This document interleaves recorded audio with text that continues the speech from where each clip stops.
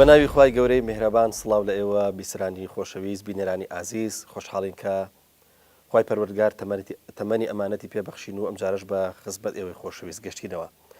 ئازیزانم وەکو لە ڕابردووشە لە بەرنمەکانی دیکەدا باسی ئەومان کردووە کە ئەم بەرنمەیە کاری لەسەر جۆرێک لە درککردن بە کۆمەڵێک بابەتی ڕۆشنبیری گشتی و هەروەها زۆر جار چڕکردنەوەی کۆمەڵک بابەتە لەوەی کە چۆن بابەتێک یەتە پێشەوە یاخود چەمکێک یەتە پێشەوە پێویستی بە دەوڵەمەندکردن هەیە و هەروەها پێویستی بە بەخشینی وێنە و زمان هەیە. کاری ئەم بەرنمەیە دەبێت ئێچێک بێ لەو کارانەی کە ئەو معریفەیە ببەخشێەوە. زۆر جار ئەو چەمکانی کە دێنە پێشەوە و ڕۆژگار چۆنەڵی دانهێنێتەوە پێشەوە جارێککە و بە جۆرە لە جۆرەکان باڵایانەکە جارێککە بێتەوە لەم ستۆدیۆیە گفتوگوی لەبارەوە بکرێ و هەروەها بە جۆرە لە جۆرەکان لەگەڵ ئەهلی خۆیانەوە بە تایبەتی لەگەڵ ئەهلی فیکرا بتوانین تاوتوێ بابەتەکان بکەین و ئەندازەیەکی زۆر ئەو زانیاریانەی کە هەیە دەوڵەمەندی بکەین. خۆشەویستانم جارە لەگەڵ زۆر بەڕێز دکتۆر سەباح بەهرجنجی سەرۆکی سنتەری زەهاوی بۆ لێکۆڵینەوەی فکری و لە هەمان کاتیشا مامۆستا لە زانکۆی گەشەپێدان تاوتوی بابەتێکی گرنگەکەین کە لە ئێستایا زۆر باسەکرێویش بریتی لە چەمکی برایەتی یاخود چەمکی برا. ئەم چەمکە ئەگەرچی چەمکێکە زۆر بەکارێ هێنرێ بەڵام تاکو ئێستا باوەڕم وایە کە زۆر مامەڵێکی قوڵ یاخود با بڵێن زانیارێکی قوڵمان لەبارەیەوە دەست نەکەوتووە بۆیە پێویست بەوەکە کە جارشکام چەمکە بێنینەوە پێشەوە و هەروەها بە جۆرە لە جۆرەکان خوێندنەوەیکی فکری بۆ خودی چەمکەکە بکەین. کاک دکتۆر زۆر بەخێر بیت. سلامت سپاس دەکەم. کاک دکتۆر ئێمە ئازانین کە هەر کۆمەلگایەک لەگەڵ هاتنیدا ئۆتۆماتیکی لەوەی کە بە جۆرە لە جۆرەکان ژیانەکە و مامەڵە لەگەڵ کۆمەڵک چەمکیشەکە یا باڵێن کۆمەڵک چەمکیش لە دایک ئەبێت. واروها ئەم چەمکانە پێویستیان بە ناونان هەیە، پێویستە فەرهەنگێک هەبێ، پێویستە باڵێن ماشێنێک هەبێ یاخود سیستەمێک هەبێ کە ئەم بابەتانە یاخود باڵێن ئەم دیاردانە ناو بنێ. گرنگەکە لەوەیە ئەم ناوانە ڕەنگە لەگەڵ ئاستی کۆمەلگاکە بە پێی پێشکەوتن یاخود لە قۆناغێک بۆ قۆناغێکیکە جیاواز بێ یاخود هەر قۆناغێک کۆمەڵک چەمکی جیاواز بێنێ یاخود هەر ئەم چەمکانە بەس لە قۆناغێک بۆ قۆناغێک چۆنەڵی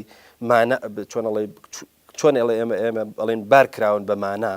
هەر جارێک مانایەک بە خۆیانەوە چۆنەڵی پەیوەست بکەن یاخود خۆیان دەوڵەمەندکەن. قسەکە لەسەر ئێرەیە کۆمەلگای ئێمە ئازانین کە مادام ئێمە زمانمان هەیە مادام ئێمە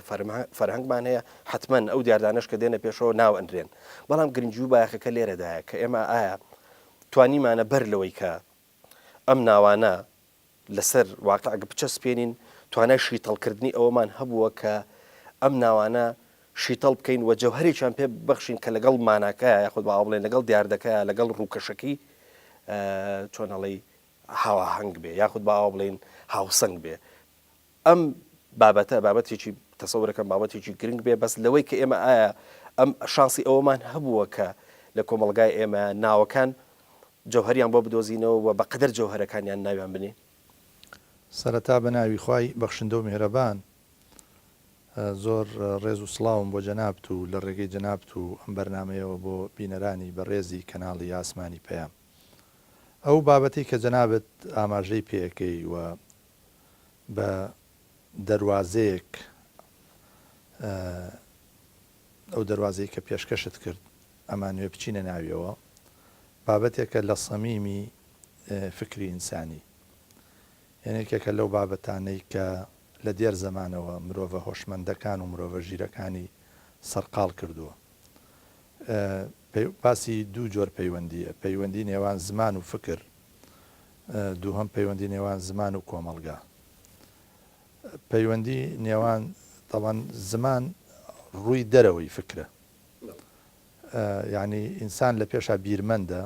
اینجا دێت سیاغەی فکری خۆیەکە فکری خۆی داڕێژێ و لە ڕێگەی ئالێتی زمانەوەی گەێنێ بە بەرامبەر. زمان قوڵی و سادەیی و تەنکی و تۆخی و کاڵی زمان وابەستەیە بە قوڵی و تەنکی و تۆخی و کاڵی فکر خۆیەوە. فکریش لە حرەکەتێکی بەردەوامایە. ینی هەموو ئینسانێک بەشی خۆی بیرەکاتەوە و بەشی خۆی فکری هەیە بەڵام ئەم فکرە حاڵەتێکی تەراکمی هەیە حاڵەتی وەک چۆنڵێ سەفتەبوونی هەیە لە سەرەتای دروستبوونی مرۆڤەوە تا ئاگا بە ئێستا و بە قۆناغە جیاوازەکانە ئینسانی بیرمەند ئەو ئینسانەیە کە عەقڵ و فکر و بیری وەکو ئاوێنەیەک وایە کە واقعی تیابینێ یعنی واقعی بینراو لە ئاوێنەی فکری ئینسانی بیرمەندا بەرجەستە ئەبێت دەرئەکەوێ بەڵام ئەم ئینسانە بیرمەندە ئەندازەیەک وا لە سەروی کۆمەلگاکەی خۆیەوە یعنی لە شوێنێکی بەرزەوە تەماشای کۆمەلگای خۆیە کا پەیوەندیەکانە بینێ ئەو شتانی کە خەڵکی عادی نایبینن ئەوەی بینێ ئەو شتانی کە خەڵکی عادی بۆیان شی ناکرێتەوە ئەو شی ئەکاتەوە لێرەوە ئەڕۆین بۆ ئەوەی کە لەکوێوە زمان سەرچاوە دەگرێت زمان چۆن دروست ئەبێ وشەکان چۆن دادەڕێژرێن بڕە زمانەوانیەکان دەستەواژەکان چۆن دروستە بن چەندین بیردۆزە هەیە لەو بارەوە کە من نامەوێت ئاماژەیان بۆ بم بەڵام من بۆ خۆم پێم وایە کە بنەماکانی زمان بە تعلیمی پێغەمبەرانە یعنی خوای پەروەردگار لە ڕێگەی پێغەمبەرانەوە بناماکانی هەموو زمانێکی گەیاندۆ بە مرۆڤەکان اینجا مرۆڤە ژیرەکان هاتوون گەشەیان پێداوە مرۆڤە ژیرەکان هاتوون لە هەر کۆمەلگایەکە وشەیان داتاشیوە ئەمجا گەورەتر و قوڵتر بیریان کردوێتەوە لە چەمکەکان بریتین لە چی چەمکەکان بریتین لە مەجموعەیەک گوتەزا و مەقولە کە ئینسان هەستی پێەکا و ئەوێ لە چوارچەوەی زمانە دایڕێژێ هەموو کۆمەلگایەک بەشی خۆی فکر و بەشی خۆی زمانی هەیە بەڵام بیرمەندەکانن کە ئەو کۆمەلگایە گەشە پێ ئەدەن لە ڕووی بیر و زمانەوە فێری شیتاڵکاریانەکەن وەکو جەنابەت باست کرد فێری ئەویانەکەن کە چۆن وشەیەک بگوێزنەوە لە کایەکەوە بۆ کایەکی تر لە بوارێکەوە بۆ بوارێکی تر چۆن ئەم وشەیە نەقڵکەن چۆن بازی پێ بدەن لە هەمان کادا کە ئێمە باوەڕمان بە گەشە سەندنی زمان هەیە بەڵام ئەوێ باوەڕمان بە ژمارەیەک بنەمای جێگیر هەبێ لەسەر بنەمای ئەو بنەما جێگیرانەیە کە زمان گەشە سەندنی خۆی درێژە پێدەدا مەسەلەی چەمکەکان لە چیۆ دروست ئەبن یعنی ئێمە مەسەلەن هەر چەمکێ بگریت ناچاری وشەیەکی بۆ بدۆزین و ئەو وشەیەکی حیسیە لە ئەسڵ ینی معنایەکی حیسی و بەرجەستەی هەبوو یعنی من بۆ نمونە وچەی کەلتور ڕۆشنبیری سەقافەت لە ئەسڵا کەلچەر بە معنای کشت و کاڵە تەجاوزی کرد پرۆسەیەکی کردەیی بەرچاوی بەرهەست کە ئینسانەکان بە هەموو کەسێک دەتوانێت بیبینێ ئەم وشەیانە لەو معناوە گواستوتەوە بۆ کشت و کاڵی زیهنی ینی پرۆسەیەکی زیهنی حرەکەتێکی زیهنی ئەوەی کە پێوتێ فکر هەموو حتا نوێشکردن نوێش وشەی سەلات یا وشەی نوێش معنایەکی بەرجەستەی هەبوو ئەوە دەستێ بەرزکەیتەوە بۆ سەرەوە بەڵام لەو معنا گوازراوەتەوە بۆ ئەو پەرستنە تایبەتەی کە چەندین معنا و مەدلولی هەیە و چەندین ئاستی هەیە و بە چەند شێوە ممارەسە ئەکرێ ڕۆژوگرتن سەوم وشەیەکە لە ئەسڵا بە معنا دەمگرتنەوەیە لە شت شتێکی زیاتر تەنانەت بۆ حیوان بەکاراتەوە یەکەم جار ئاژەڵ دەمینەداوە لە شتێک وایە بەڵام پاشما ئەم معنایە گوێزراوەتەوە لەو گەنجینە زمانەوانیە دەرهێنراوە کراوە بە ناو بۆ چەمکێکی تایبەت پەرستنێکی تایبەتە ئیسلامە زۆر باشە کاک دکتۆر ئەچینەوە سەر ئەمە جارێکی تر بەڵام بە پرسیاری ئەوە بکەین تۆ لەگەڵ ئەو بۆ چوونەیدا کە هیچ دیاردەیەک بوونی نییە هەتاکو ئەو کاتی کە زمان جەوهەری پێبەخشێ مەسەلەن بۆ نمونە ئێستا ئێمە دووشت لە باوە بڵێ نەفستودیا هەیە چیان پێگوترێ مێز ئەوەی تریشان پێگوترێ کورسی ینی تۆ ئەو لەحزەی کە ینی ئەو ئێمە ئەم ناوەکە وەکو جەنابیشت ئیشارەت پێکرد ئەم ناوە چۆن جێگیرە بێت ئەنی بۆ نمونە هەتاکو باسی مێز بکەن ئێمە ئازانی کە مێز ئەوەیە کە لە بەردەمانە داهێنرێت واروەها هەتاکو باسی کورسیش بکەن ئێمە ئازانین کە لەسەری دانیشین ئەم ناو لەنانە لە کوێ هاتووە قسەکە لەسەر ئەمەیە ینی قسەکە لەسەر ئەمەیە ئەوە زمانە جەوهەر بە شتەکانە بەخشێ ماسەن بۆن من ئێمە ئازانی هەر دیاردەیەک کە ڕوئەدا هەتاکو زمان نەیخاتە چوارچێوەیەکەوە تاکو ماناچی بۆ نەدۆزێتەوە تاکو ناوێکی لێ نەنێ ڕەنگە ئەو دیاردەیە بوونی نەبێت. جەوهەر قسەکەمان لەسەر ئەوەیە ئەم جەوهەرە چۆن جێگیرە بێ، ینی کە تۆ ئەگە سەیری قورئانی پیرۆزی شەکەی کاک دکتۆر جەنابی ئیشارەت پێ کرد کە خۆی پەروەردگارە فەرمێ وعلم آدم أسماء كلها وانيا آدم أسماء كلها زور باشا كواتا كاك دكتور لأصلا يعني بقى بلين أصل بوناوة قريتها كواتا حتاكو ناو لشتيق ننين خودي أو شتاش جوهركينيا ويدو اتجاه معنى لراستيا لحد لنا لفلسفة دو اتجاه معنى اتجاه بيوتري اتجاه نوميناليستكان كباوريان بأصالتي ناوهي وكوي جناب داماجت بيذكر يعني ناوە کە جەوهرە دابەشت بەعزێکی تر نا پێچەوانەیە ئەڵێ جەوهەر خۆی هەیە ئێمە ناوی لێ ئەنین بەڵام ئەو ناوی کە ئێمە لێ ئەنین لە ژێر ڕۆشنایی مجموعەیە فاکتەرایە ینی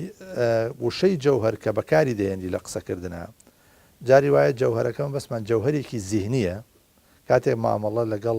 بابەتە فکریەکانەکەین جاری وایە جەوهرەکە جەوهرێکی واقعیە جێکەوتەیەکە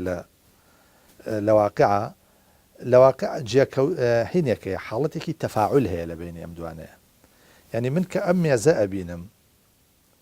جەوهرێکی مستەقیل و سربەخۆی هەیە لە زیهنی من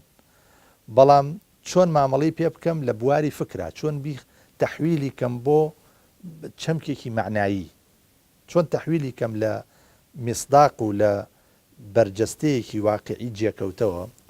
چۆن تەحویلی کەم بۆ معنایەک لە زیهنە ئەگەر من بەکایە زمانیەکان مامەڵی لەگەڵ نەکەم ناتوانم تەحویلی کەم بۆ معتایەکی فکری بیکەم بە داتایەکی فکری و قسەی لەسەر بکەین کەواتە جەوهرەکە وەکو خۆی هەیە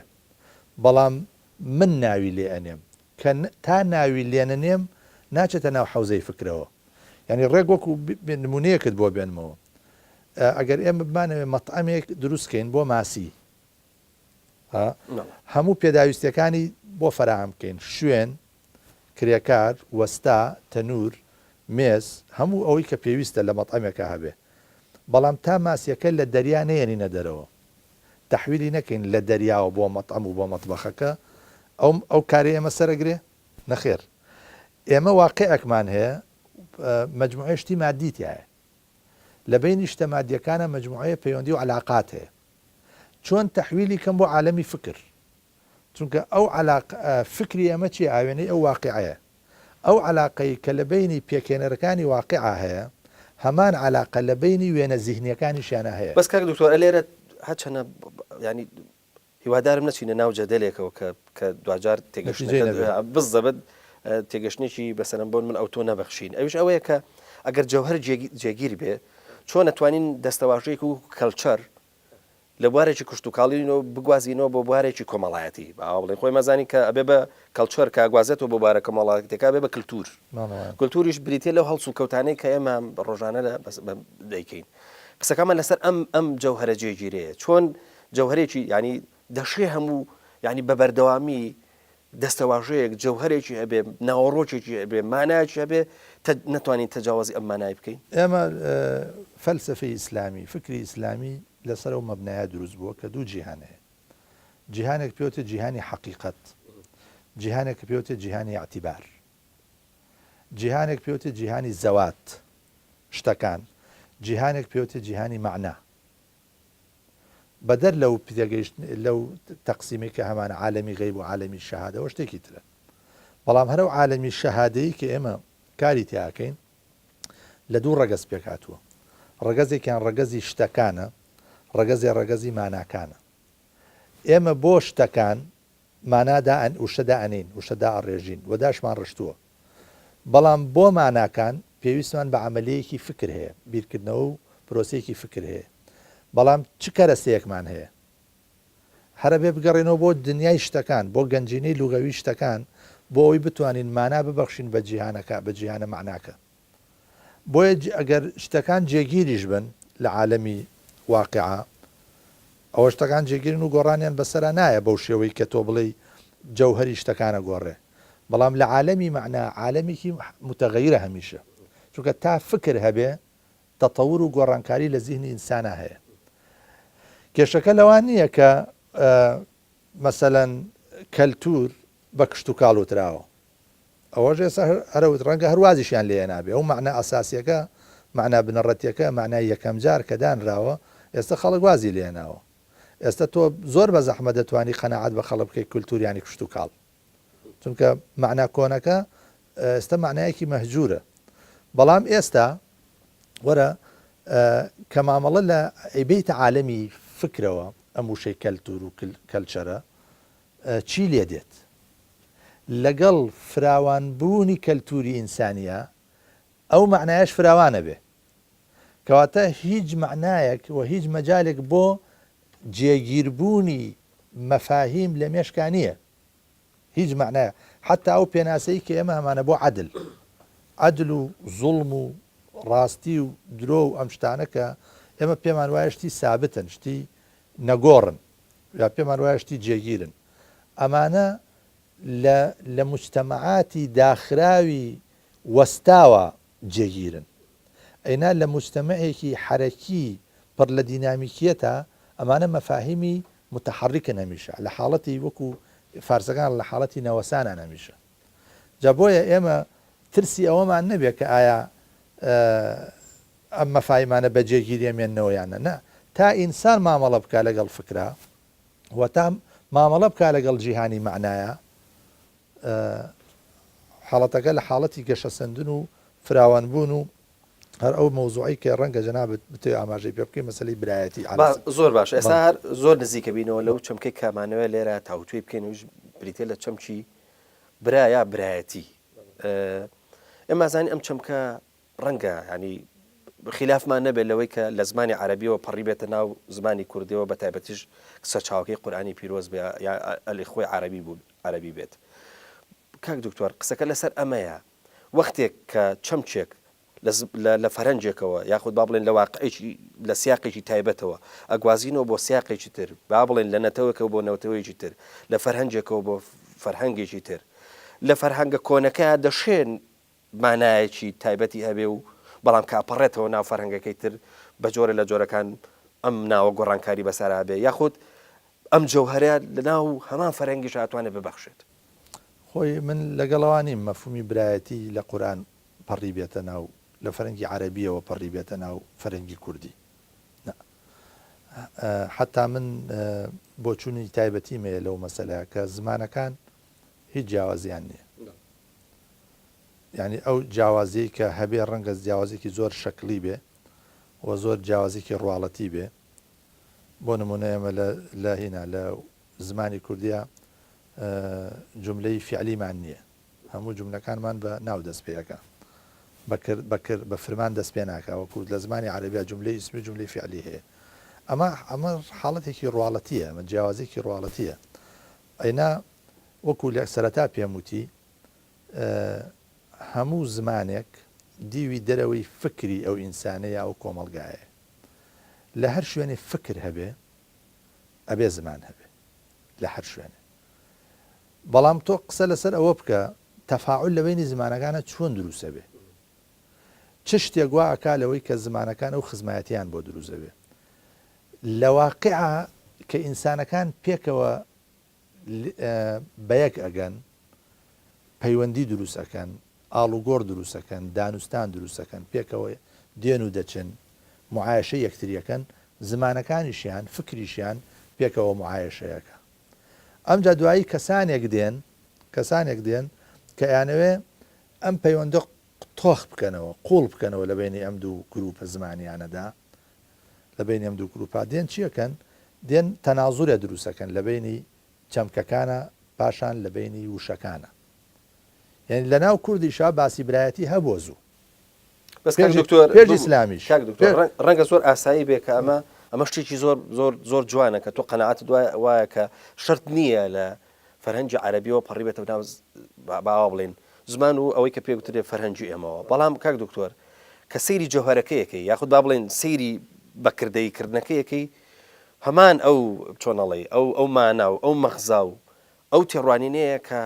باوا بڵێن هەم لە ڕوانگە قورئانیەکەوە یا با بڵێن لە ڕوانگە فەرەنگی عەرەبیەکەوە گوازراوەتەوە ینی لە ڕووی کردەییەوە کورد کە مسلمانە بێ بەڵێ جا قسەکەت پێ نەبڕم کورد کە مسلمانە بێ لەگەڵ هاوئینەکانیە فەزایەکی معنایی هاوبەشیان بۆ دروستە بێ ئاسۆیەکی معنایی هاوبەشیان بۆ دروستە بێ ئەو ئاسۆ معنایی هاوبەشە نەتیجە و دەرەنجامی ئەو ئاینە هاوبەشەیە کە هەیەە بۆیە کاتێک کە ڕەنگە تۆ بگەڕێتەوە بۆ پێش ئیسلام برایەتی لە ناو کووردا معنایەکی ڕەگەزی بوو بێ نەسەبی لە سەردەمی جاهیلێتی شەهرە و معنایە هەبووە هەرە معنایە بەڵام کە ئیسلام دێت قورئان دێت سنەتی پێغەمبەر بێ صلی الله عليه وسلم کە فەرمێ المسلم أخو المسلم یا قورئانە فەرمێ إنما المؤمنون إخوة ئەم مەسەلەی بازێکەدا بە چەمکەکە یعنی باز کە ئەنەهوو پەیوەندیەکەی لە پەیوەندی خوێن بەهێزترە چونکە پێش ئەوەی ئەو ئاەتانە بێتە خوارە پێش ئەوەی ئەو ڕیسالەتە عالەمیە بێت پەیوەندی ئینسانەکان لەسەر بنەمای خوێن بووە لەسەر بنەمای شوێنی هاوبەش و خاکی هاوبەش بووە لێرە ئیسلام ئەڵێ نە پەیوەندیەکی مهمتر هەیە بەرزتر هەیە کە ئینسانەکانە بەزێت کە پەیوەندی فکرە کە پەیوەندی ئیمانە کە پەیوەندی بڕواایە لێرەیە تەحەولەکە کە دروست ئەبێ ئاینە هاوبەشەکە دروستیەکە ئەو فەزا معنەویە دروستە بێ کە ئێستا ئێمەوە هەستەکەین ئەگەر برایەتی ئیمانی نەبێ ئەو نرخ و بەهایی نییە بەڵێ باشە کاک دکتۆر بە نزیکتر بینەوە ئێستا لە داکەوتەی خۆمانە لە واقعی خۆمانە و بە تایبەتیش لە ناو ئیسلامیەکانە زۆر باسی برایەتێکرا ئەمە جگە لەوەی کە ئێمە لێرە وەکو مەوزوع وەکو بابەت باسیەکەی ئەم برایەتیە بە ئاوا پرسیارەکە بکەم سەر بە ئاوا بڵێن بە مزگەوتە لە ڕوو ئیمانیەکەوە یاخود سەر بە ئاوا بڵێن بارەگا حیزبیەکانە لە ڕوانگە سیاسیەکەوە ئەگەر ئەم چەمکە یاخود با بڵێن ئەم ناوە ئەم برایەتیە سەر بە هەردووچیانە واتە پرسیارەکە لێرەدایە لە مزگەوتیش و لە بارەگا سیاسەکەشە بەیەک جەوهەر کاری لەسەرکرێ یاخود با بڵێن یەک کاریگەری هەیە یەک جەوهەری هەیە لە هەردووچانە خۆی لە مزگەوتە نەک لە مزگەوتە تا لە فەزای کۆمەلگای کوردیە کە فەزایەکی ئیسلامیە بمانەوە نەمانەوێ کۆمەلگای کوردی خۆی بە کۆمەلگایەکی مسلمانە زانێ زۆری نەموسڵمانە تەنانەت ئەوەی کە ئاینەکانی تریشی تایە پەیڕەوی ئاینی تریشی تایە هیچ کێشەیەکیان لەگەڵ پەیڕەوە مسلمانەکانە نییە ئەم فەزایە برایەتی تایە بە جۆرە پێناسەکرێ کە زۆر نزیکە لە مەفهومە بەراییە سەرەتاییە کەوەکە باسمان کرد بەڵام کەیەتە بارگای حیزبی برایەتی ئەبێ بە مەفهومێکی سیاسی ئەبێ بە چەمکێکی سیاسی ینی چەمکی ئەمە زۆر باشە کاک دکتۆر من مەبەستم ئەمەیە لە بە ئاوا بڵێن لە واقع سیاسیەکەشە هەمان جەوهەری هەیە هەمان مانا بەخشێ شەر نییە هەمان مانا بەخشێت چونکە هین مەحوی ئەفەرمێ قسە گەر عیقدی گەوهەر بێ غەرەز دەیکا بە خەرموهرە چ تەسیرێ لە وەعزتدایەوە عیزوە پوڕەغرازی ئێمە مافی هەموو حیزبێکی سیاسیە کە تەوزیفی چەمکە کۆمەڵایەتیەکان بکە لەبەر ئامانجی سیاسی خۆی مافی خۆیەتی ینی بۆن ئێستا بەسەڵەن حیزبە قەومیەکان یەن چیەکەن تەوزیفی مەفاهیمی قەومی و تەنانەت ڕەمز و دروشمە قەومیەکانەکەن بۆ ئەهدافی سیاسی خۆیان ئەبێ ئەوەش بکە حیزبێکی ئاینی تەوزیفی ڕەمزە ئاینیەکانەکە بۆ خۆی تەوزیفی هەموو شتێکی کۆمەلگاکە تەنانەت دەوێت بارگاوی بکە بە بارگە ئاینیەکە لەبەر خۆی ئەمە سیاسەتە جۆرێکە لە سیاستکرد یعنی وەکو چۆن کەسێک کە کۆمپانیایەکی هەیە تەوزیفی هەموو شتێکە بۆ تەڕویجی کاڵاکەی خۆی حیزبێکی سیاسیش هەموو چەمکەکان نەک تەنها چەمکە کۆمەڵایەتیەکان برایەتی چەمکێکی کۆمەڵایەتیە چەمکێکی کۆمەڵایەتیە تەوزیفیەکە بۆ کاری سیاسی خۆی بۆ ئەوەی کۆمەلگا متمانەی پێ بدا بۆچی چونکە وشەی برایەتی بۆ بە وشەیەکی پیرۆز چەمکێکی پیرۆز لە ناو ینی تۆ کە بە یەکێک زۆر لێت عاجز بێ زۆر لە شەڕی شابی لەگەڵی کە کەڵی تۆ برای منی و باوەشی بۆکەیتەوە لە حیدەت و لە تیژی دوژمنایەتەکەی کەمەکەیتەوە. تەوزیفی ئەم بەکارهێنانی ئەم چەمکە لە ئاستە سیاسیەکەیە واریدە، بەڵام ئەبێ خەڵک لەوە قوڵتر بن. قوڵیەکەی چۆنە؟ مەسەن ئێمە هەموو شتێک ئەبێ ئوسوسی هەبێ، ئەبێ بنەمای هەبێ، ئەبێ ئامانجی هەبێ و ئەبێ ئالێت و شتی پێویستی هەبێ. کە باسی برایەتی ئیسلامیەکەین، ئەم برایەتیە بە چ معنایەکە؟ ئەبێ پێناسێکی تازەی بۆ بکەین. یعنی ئەگەر حیزبێکی سیاسی بتوانێت بە شێوەیەکی کردەیی تەوزیفی ئەم برایەتیە بکە، نمونەیەکی زۆر سادە، من لە حیزبێکی جیاوازم، تۆش لە حیزبێکی جیاوازی، پۆستێکە دەن بە من، وانەیە ئەگەر ئامادە بم، ئەگەر باسی برایەتی یەکەم ئامادە بم تەنازول بکەم لەوە لەبەر تۆ، وەکو پێغەمبەر صلی الله علیه و سلم فەرمێ لا یؤمن أحدكم حتى يحب لأخيه ما يحب لنفسه. یعنی فێری ئیسارمان بکە. چەمکی برایەتی لە بواری سیاسەتە تەنازول ئەگەیەنێ بۆ مقابل و ئیسار ئەگەیەنێ لە ناوی مقابلە، خۆبەختکردن ئەگەیەنێ لە مقابل لە بەرابەر براکەتەوە. ئەمجا وریا کرد مەسلحەتی خۆی ئەوت پێش مەسلحەتی خۆت بوێ، نەک مەسلحەتی خۆ من بوێ اینجا مەسلحەتی تۆ، ئەوە برایەتی نییە. زۆر باشە کاک دکتۆر، درێژە بە گفتوگۆکەمانە دێن، جنابیشت ئاوێک بخۆرەوە دووچانێک وەرەگرین و دواتر ئینشاڵڵا دێنەوە خزمەت جنابت و بینەرانی خۆشەویست. بەڵە خۆشەویستان، وچانێکی کورت و دەگەڕێنەوە بەلاتی.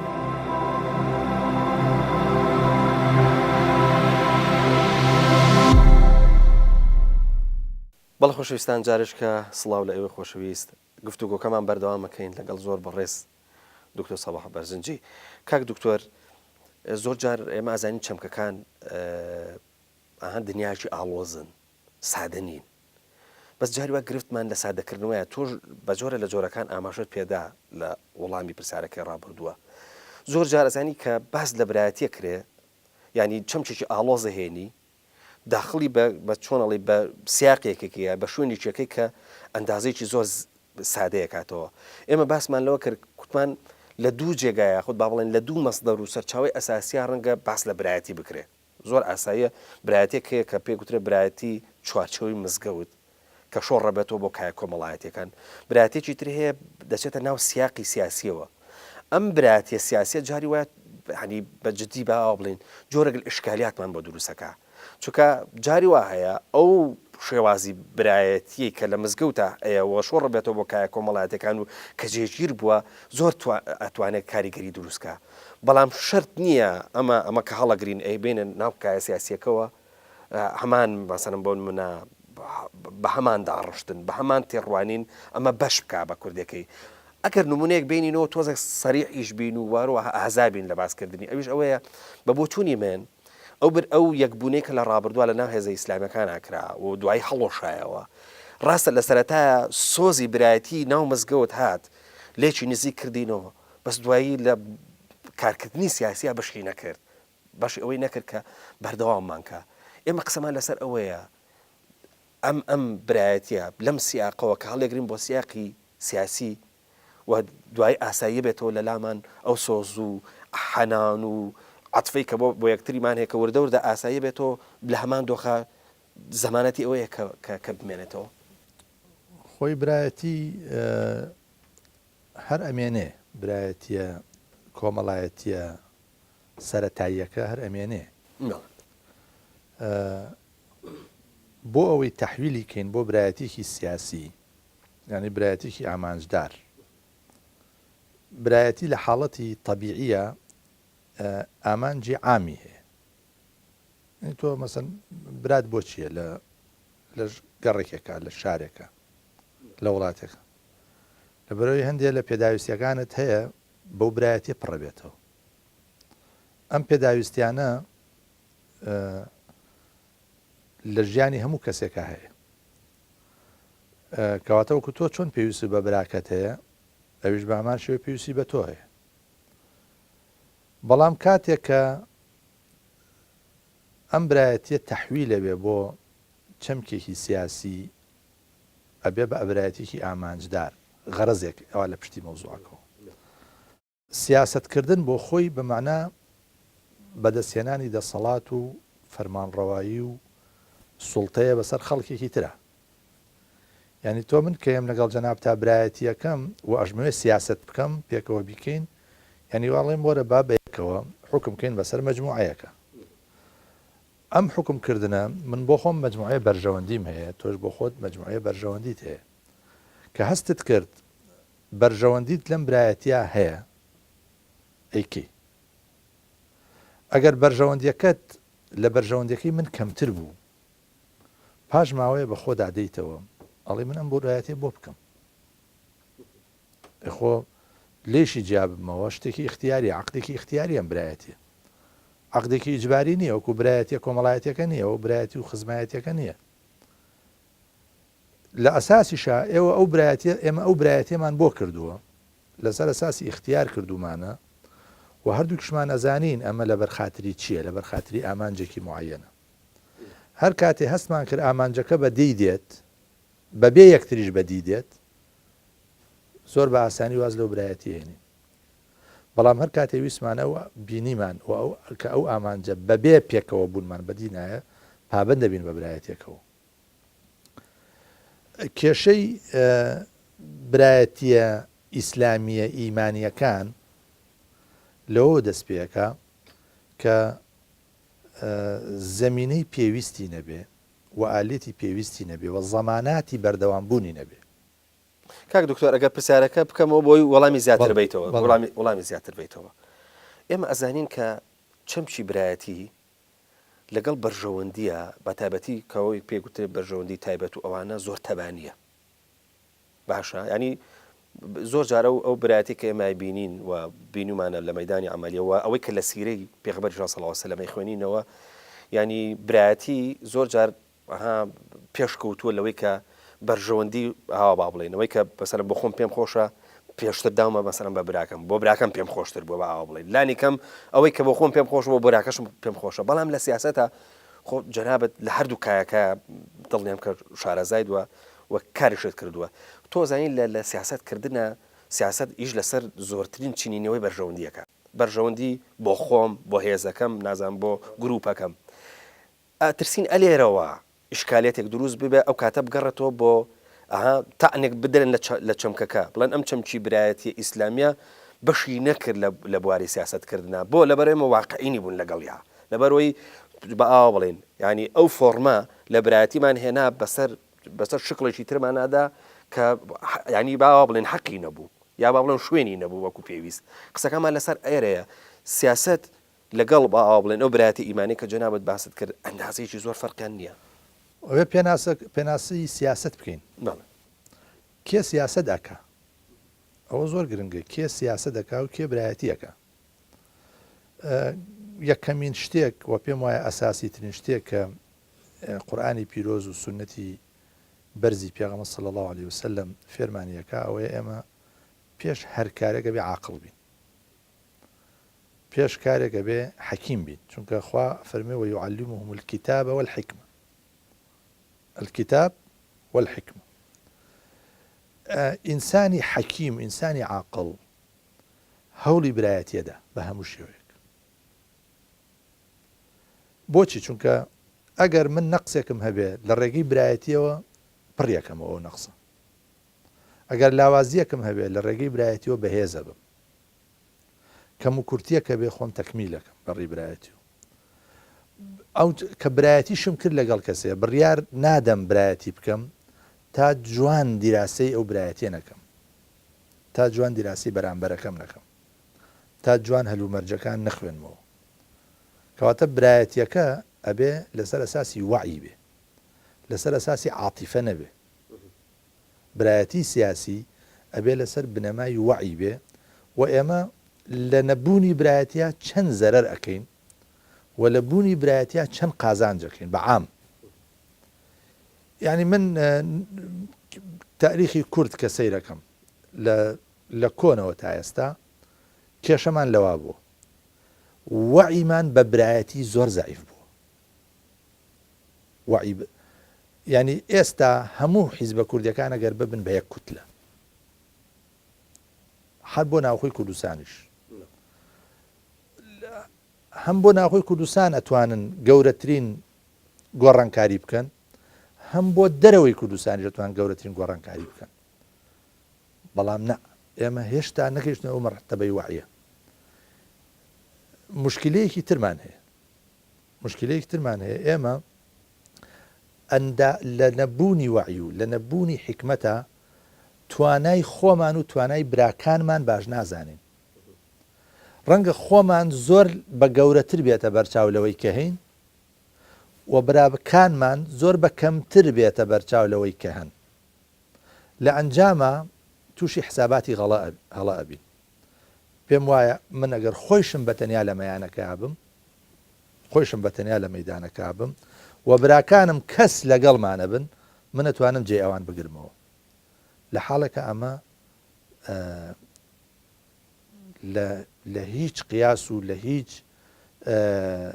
بیرکردنەوەیەکی وشیارانەدا جێ نابێتەوە چونکە ئێمە بەشەرین ئەنتم الفقراء بەشەر هەموو فەقیرە هەموو نیازمەندی یەکترین حتا بۆ ئینسان کائینێکی کۆمەڵایەتیە لەبەرەوەی پێویستی بەویترە جا بۆیە ئەبێ وەعیەکمان هەبێ بە مەسلەی برایەتی و لەسەر ئەساسی حکمت بیکەین و حکمەتی هەمیشە برایەتی ڕاستەقینە حکمەتی تایە و ئەو برایەتیانەی کە بەردەوام نەبوون یا برایەتی ڕاستەقینە نەبوون لە ئەنجامی غیابی وعیە لە ئەنجامی نەبوونی حکمەتە و لە ئەنجامی نەبوونی قیادەیەکە ئەو کەسی کە ئەچێتە ژێرباری ئەم برایەتیە ئەبێ لە هەموو کەس فروتەنتر بێ لە هەموو کەس متەواضعتر بێ لە هەموو کەس متەسامیحتر بێ بەڵێ کاک دکتۆر ئەگەر سەیری چەمکی برایەتی بکەی لە کایە کۆمەڵایەتێکە زۆر چەمکێکی خێزانیە دەکرێت بڵێن کۆمەڵایەتی خێزانیە و ئەم بە ئاو بڵێن ئەم چەمکە دەرهێنانی لە سیاخە کۆمەڵایەتی خێزانیەکە و مەسەلەن بۆ منە فراوانکردنی بۆ ئاستە سیاسیەکە بە ئاو بڵێن تۆزانی لە خێزانە پڕە لە قوربانی دایک قوربانی بۆ مێردی چزانم بۆ کوڕی بۆ کچی بۆ هەروە بە پێچەوانەشەوە بەڵام مەرجە لە ئاستە سیاسیەکە مەسەلەن بۆ مرد چاوەڕوانی ئەمە بکەی ئەم چەمکە چووکەم ئەم چەمکە لە ناو خێزانە ڕەنگە چەمکێکی ئەبەستراکتی یا باوا بڵێن تایبەت بێ و ینی خۆی مەصدەر بێ یاخود بەڵەن چاوگ بێ لە ناو خێزانە بەڵام کە هێنیتە دەرەوە ئەی بەخشی بەکایەکی سیاسی لەگەڵ چەمچی ترا لەگەڵ وردە چەمچی ترا بە ئاوا بڵێن یاخود لەگەڵ هاوسێ چەمکەکانی ترا مامەڵاکە قسەمان لەسەر ئەوەیە ئەم چەمچی برایەتی و بە مەصدەرکردنی لە واقعیش سیاسیە مەرجە وەکو کایە خێزانیەکە هەمان تەحمل بکە خۆی کە خێزانیەکەش مەسەلەن کێشە لە بینی براکانە هەیە کێشە لە بینی زۆر جار برا کێشەی دروست کرۆ بۆ برا بۆچی چونکە کاتێک کە بەرژەوەندەکان تێگەگیرێن لە ئاسی خێزانیشە برایەتی ناتوانێت فریاد ڕز بێ بەڵام دایکێک بۆ ئامادەیە تەسیە بە بۆ کوڕەکەی یا بۆ کچەکەی باوکێک بۆ ئامادەیە تەسیە بە لەواقع تەسیە نادا بۆ ئەوان تەسیە بۆ خۆی ئەدا چونکە وجودی خۆی ئیمتیدادی وجودی خۆی لەوانە ئەبینێتەوە ئەبێ ئەمە حاڵەتێکی ویجدانی وا دروستکەین لە کایە سیاسەکەیە ئەگەر بانەوێ برایەتی سیاسی بکەین تەرەفی بەرامبەر بە ئیمتیدادی خۆم بزانم حاڵەتێکی ویجدانی و تەفاعولی وا دروستکەم ئەمە چ کاتێکە بێ ئێمە تێگەیشتنێکی دروستمان بۆ جیاوازی هەبێ تێگەیشتنی دروست بۆ جیاوازی هەبێ ینی لە منطقە عیرفانیەکەوە بۆی بچین کە من نوقسانم براکەم تەکمیلم ئەکا من هەڵەم هەیە براکەم ڕاستم ئەکاتەوە من پێویستم بە ئاوێنەیەکە کە کەم و کورتەکانی خۆم ببینم لە براکەمە ئایبینم کەواتە مەسلەی خراپ مامەڵەکردن لەگەڵ جیاوازیەکان و خراپ تێگەیشتن لە خود و خراپ تێگەیشتن لە بەرامبەر بووە بە گەورەترین کۆسب و بووە بەوەی کە ڕیسی برایەتیە کاتۆ بە خوری ڕیسی برایەتی ئەکاتەوە بۆ خوری بەڵام ئەگەر ئێمە بین تەفاعولێکی وا دروستکەین لە پێشە ئاعتراف بە جیاوازیەکان بکەین یعنی نەڵێن ئێمە براین و تەواو نە ئەگەر براین خۆ ئەوەتەی هێن ئێمە براین بەڵام بۆ ئێستا باسی برایەتیەکەین 20 ساڵ لەمە و بەریش هەر برایەتی زەڕور بوو بۆ نەمان کرد وانە کەواتە ئەبێ زۆر بە وەعیەوە مامەڵە لەگەڵ مەوزوعەکە بکەین کە ئەم برایەتێکی ئامانجدارە و حکمەتەکە لەوایە سەیریکە خۆی ئەمە نقطەی هینەکەی لە کاری سیاسیە تۆ بۆ برایەتی و ئیتلافەکەی لەگەڵ تەرەفێک لەبەرەوەی ئەزانی کۆمەلگاکە بە تەنیا تۆ هەزم نابێ بە تەنیا تۆ تێری ناکە خیتابی تۆ تەنها ئەتوانێت دەبەرگری ویست و خواستی مەجموعەیەکی دیاریکراو بێ خیتابی منیش مەجموعەیەکی دیاریکراو ئێمە هەدەفمان کۆی ئەو مەجموعانەیە کەواتە با زۆرترین کەس زۆرترین برا بێنە ناو برایەتێکەوە نەک کەمترین ئەو کاتە وەکو کەس وەکو جیهەت وەکو لایەنێکی معەیەن ڕەنگە ئەو نفوزت نەبێ بەڵام وەکو کۆ نفوز و زۆرە بێ نفوزت ینی ئێستا سەیری تاریخی تورکیای تازە بکە حیزبی داد و گەشە پێدان چۆن بوو بۆ حیزبە گەورە ئەوانەی کە دوایی چوون پەیوەست بوون بەم حیزبەوە هەر ئەوانەی حیزبەکانی پێشوو بوون کە بازیاندا بەسەر ئایدۆلۆجیای خۆیانە وەوازیان لەو ئینتیما تەسکانەی خۆیان هێنا بە دوای ئینتیمایەکی گەورەترا گەڕان وفعلەن جەماوەرێکی زۆرتر قسەیەکی زۆر جوان بوو بە ئەمە بکەم بە پرسیارێک ئەویش ئەگەر باس لە جەبر بکەین باز لە جەبرێتێک بکەین کە لەسەر واقعی ئیسلامیەکان هەیە ئەمان ئەم پرسیاریان زۆر ساداکەم ئەوش ئەوەیە کە دەگوترێ ڕەنگە ئەمە جەبرێک بێ لەوەی کە ئیسلامیەکان بیانەوێ خوانی لێ ڕزگارکەن چۆن ینی توانای کرانەوەیکی گەوریان وەکو ئەوەی کە جەنابەت وەکو نمونە باز کرد لە تورکیایە توانای ئەو کرانەوە زۆریان بەسەر کۆمەلگایە نەبێت و لە هەمان کاتیشا جۆرێک لە مەترسی لە دەستدانی ئەو پێگە جەماوەریە شەبێکە لە ڕابردوای هەیەە ئەو کاتە لانی کەم بۆ قەرەبووی شتێک کە لانی کەم ئەوان پێ با بڵێن لە لانی کەمی پێڕازی بن ئەویش ئەوەیە کە لانی کەم ئەو چۆنەڵی ئەو هاوسۆزیە جەماوەری کە دروستیان کردووە لە ڕێگای ئایدۆلۆژیاوە لە ڕابردووە بۆی لە دەستی نەدەن ئەم جۆرە لە برایەتی دروستەکەن کەواتە ئەم جۆرە لە جەماوەرش جارێکە گەرمەکەنەوە و بە جۆری لە جۆرەکان لە خوانی ئاهاڵێنەوە ئەم جەبرێتە تا چەند کاریگەری هەیە نوع جەبریەت هەیە بەڵام اختیاریشی تایە تەمان ئێمە جەبرێت بە ناهینەکەی باس ناکەین بۆی کە بڵێن زەخت و زۆر شارێک جەبرێتێک ینی تۆ سەیرەکەی حیزبی ئیسلامی لە کوردستانە تەماشای ڕابردووی خۆیەکە تەماشای ئێستاژەکە لە 92 کە هەڵبژاردن کرا بۆ پەرلەمانی کوردستان کەمتر لە 105 تقریبان لە 105 دەنگەکانی هێنا هەمووی پێکەوە لیستی ئیسلامی ئێستا لیستی ئیسلامی لە 92 تا ئێستا ئەو هەموو ساڵە نسبەتەکە نزیک بۆ تۆ لە 170 یعنی نسبەتی گەشەکردنێکی هەیە گەشەکردنێکی تقریبان مەلحوظ و ڕەچاوکراویشە بەس تۆ باسی بازت کرد بەڵام کاریگەری کەمە ناکرێ بڵێن بازە ئەمە نەوعێک لە گەشە سندنە لە ئەنجامی هەندێک فاکتەری تر یعنی بەعزێک تەراجوع لە خیتابی حیزبەکانی ترا هەیە لە ئەدای حیزبەکانی ترا هەیە وایانە ئەمجا بەعزێک لە کرانەوە لە ناو ئەمانی شاهە بووە دروست بووە ئێستا پێویست بەچی هەیە پێویست بەڕاستی کوردستان پێویستی بەم هەموو حیزبە نییە ئەگەر بێتە سەرواقع چونکە وڵاتەکەی ئێمە کەمە یعنی هەمووی بیخینە سەر 5 میلیۆن ناوچە ئازادکراوەکانیش ئەوەی کە نیزاعی لەسرە ئەوەی دەرەوەی هەرمیش خێنە سەر ینی کوردستانی ئەم پارچەی کوردستان نزیکەی 6 میلیۆن ئەگەر زۆریشی پێوە بکەین 6 میلیۆن پێویستە ئەگەر 10 حیزبی تیاابێ هەوڵ بێنم 10 حیزبە بێ بە 5 ئەگەر 5 حیزبی بێ هەوڵ بین بکەین بە 3 بەڵام ڕیزبەندیەکان چۆن بن ڕیزبەندیەکان لە ڕاستیە ئەبێ ڕیزبەندی نیشتیمانی بن ڕیزبەندی بەرنامە و پرۆژە بن، ڕیزبەندی ئامانجی سیاسی بن. بەشێک ئەوەی کە جەنابەت فەرمووت بەشێکی پەیوەندی بەوە هەیە خۆ بێ ئیسلامیەکان خیتابێکیان پێبێ بە پێ ئەو قۆناغێکی ئێستا هەیە. کۆمەڵگای کوردی حەزی لە یەکبوونە، حەزی لە نزیکبوونەوەی لایەنەکانە. یعنی کە ئێمە مەسەن نەتوانین